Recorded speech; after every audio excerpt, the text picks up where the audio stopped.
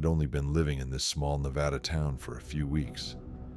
The kind of quiet place where everyone knows each other, where people leave their doors unlocked and gossip travels faster than the wind. After years of city chaos, I thought this was exactly what I needed. A peaceful place to raise my newborn son, Julius. The clean air, the slower pace. It all felt right, at least in the beginning. That evening, like most nights, I took Julius out for a walk.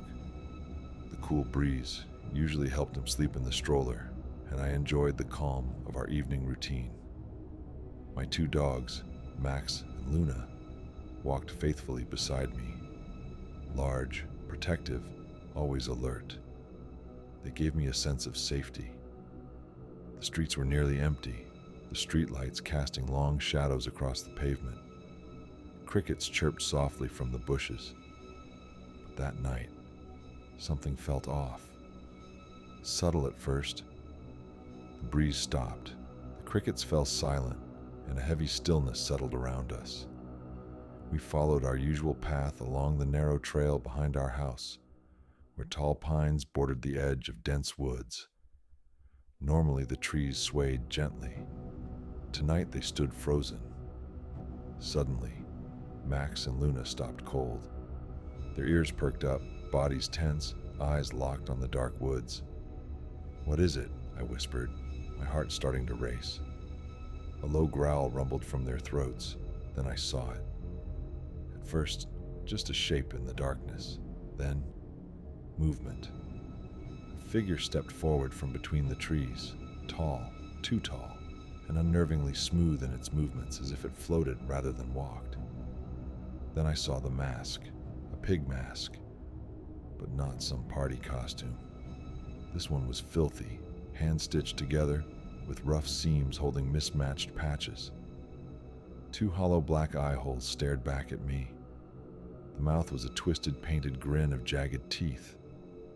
Under the dim streetlight, the mask gleamed slightly, almost wet. I froze. My mind spun. Who would do this? Why? The figure stood motionless, locked onto me, onto Julius. Julius shifted slightly in the stroller, letting out a soft noise. My hand instinctively hovered protectively over him.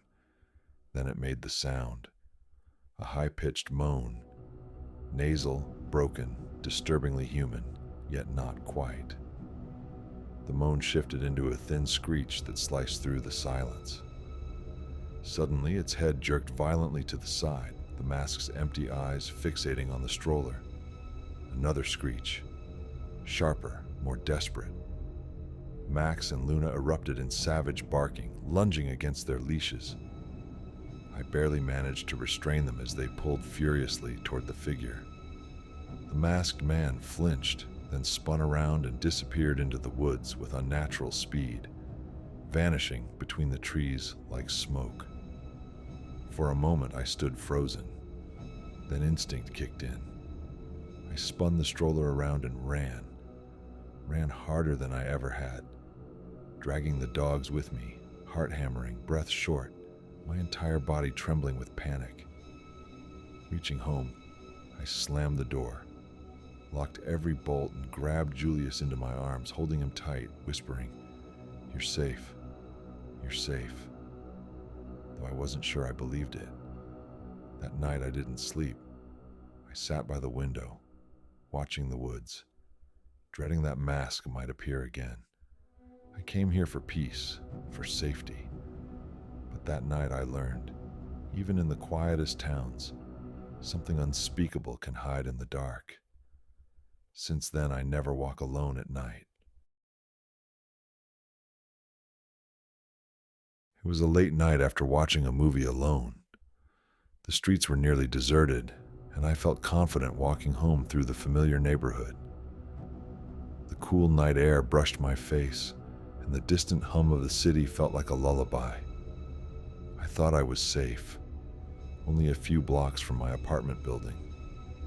As I walked past a narrow alley between two old brick buildings, a shadow shifted from the darkness. At first, I barely noticed the figure leaning against the wall, his face partially hidden by the dim light. But when he stepped forward, I saw his battered and bruised face, blood dried and smeared across his cheek, a split lip that twitched into a cruel smile. His eyes were wild, unfocused, and filled with a kind of rage that made my skin crawl. Before I could react, his rough hand shot out and grabbed my arm, yanking me into the shadowy alley. Panic exploded inside me as he clamped his other hand over my mouth, muffling my terrified scream. His grip on my throat was tight, burning, as he pressed me against the cold brick wall. The knife he pulled from his jacket glinted under the faint street lamp, cold and unforgiving. "Don't scream," he hissed, his voice low and dangerous. "Just come with me, and no one will get hurt." My mind raced wildly. Every instinct screamed at me to fight, to run, but fear froze me in place. His grip was like iron, his strength terrifying. I felt completely trapped, helpless against the darkness swallowing the alley. He dragged me further into the narrow passage, twisting my arm painfully behind my back. My legs stumbled on broken glass and cracked concrete, my breath short and ragged. The smell of damp and decay filled my nostrils, mixing with the metallic tang of blood. Time lost all meaning. Seconds stretched into agonizing minutes as I struggled to keep my composure, searching desperately for a chance to escape. Finally, when his attention wavered, a sudden noise from the street, maybe, I found my moment. With everything I had left, I twisted sharply, breaking free from his grasp. I ran, feet pounding on the pavement, heart racing like a wild drum. I didn't stop until I reached the safety of a well-lit street where strangers passed without a glance. Collapsing onto a bench, I gasped for air, my hands shaking uncontrollably. The police were called, and after days of fear and waiting, I learned they caught him. The man who had tried to steal my life that night. The trauma lingered long after the attack. Nightmares haunted my sleep, shadows lurked in every corner, and every unfamiliar noise made my heart jump. But knowing he faced justice gave me strength to start healing. That terrifying night changed everything. It shattered my sense of security, showed me how quickly darkness can creep into the everyday. But above all, it taught me resilience. I survived. And slowly, day by day, I began to find my way back to the light.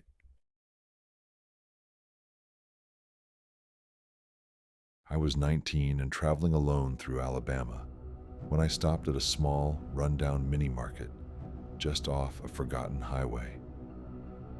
The kind of place where the paint peels from the walls, the neon sign flickers unevenly, and the floorboards creak under your feet. It didn't look like much, but I needed to stretch my legs and grab some water. Inside, the air was thick with the smell of stale soda and old cigarettes. The flickering fluorescent lights barely lit the aisles lined with dusty shelves. As I moved toward the counter, I noticed a man standing behind it. He looked friendly enough, a middle-aged guy with a scruffy beard and tired eyes, wearing a faded shirt and an awkward smile. "Hey there, traveler," he said in a slow, drawling voice. "Looking for anything special?"